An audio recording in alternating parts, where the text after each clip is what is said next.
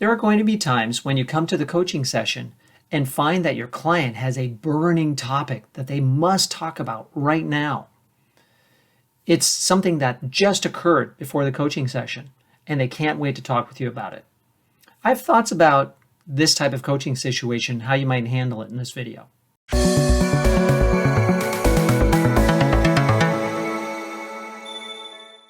It does happen from time to time that something happens right before the coaching session and your client has to talk with you and wants to put everything else aside.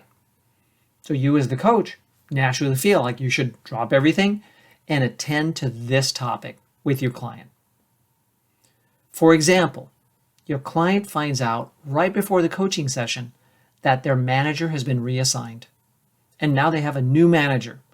And it's someone in the organization that they have a relationship with that's not positive. Ooh, that's important. So they bring it to the coaching session. What happens inside the mind of your client when something like this happens right before a coaching session? Mind racing, swirling emotions, anxiety and uncertainty, mix of all of those? Yeah, that's what happens. Now, how do you coach around that? Naturally, we will say, what would you like to achieve by the end of this session? Or what would be a way for us to measure success in this coaching conversation? Your client doesn't know. Why is that?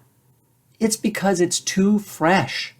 Oftentimes, when I've either been in the coach's seat or I've observed a coaching session happening in a situation like this, the client is unclear what they'd like to achieve in the coaching session by the end of the conversation. What is clear is that they want to talk about it. They want to share what's going on in their heart and in their mind about this recent news. So this changes the nature of the coaching session, right? We may not necessarily need to push for an agreement and a measure of success and how will we know that we've reached it by the end of the session and all that. Instead, you may want to just become a listening coach. You just give them space to talk about all that swirling around in their head and heart. In the times that I've observed sessions like this, I've seen the coach struggle a little bit to try and push for an agreement, only to see the coachee and resist because they don't know. And even if they do set an agreement, it's quite tentative because it's altogether too recent to really know, what do I think about this and what do I want to do about it? Because coaching is generally about forward action, movement. And if we just found out about what happened, we don't necessarily know what we want to see happen yet from us. We're still not sure entirely how we feel about it.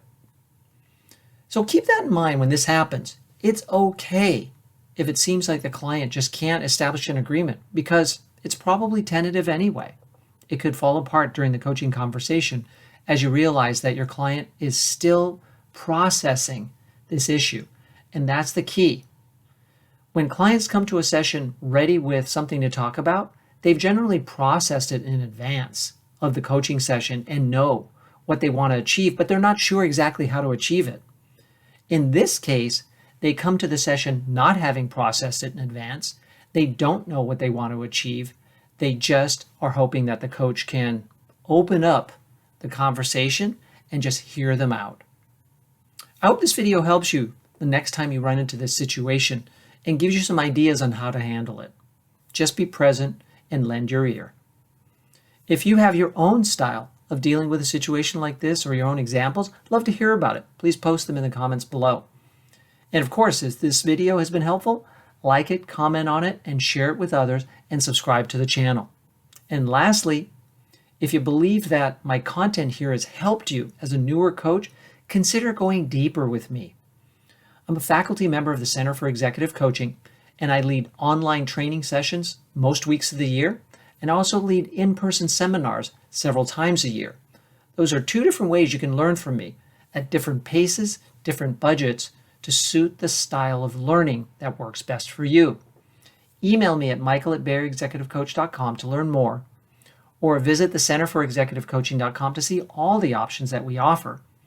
And I also have lots of content on my dedicated blog site, BAECexecutivecoachtraining.com, where you can see some training options, as well as read lots of blogs that are here to help you to advance your skills as a coach. Thank you very much.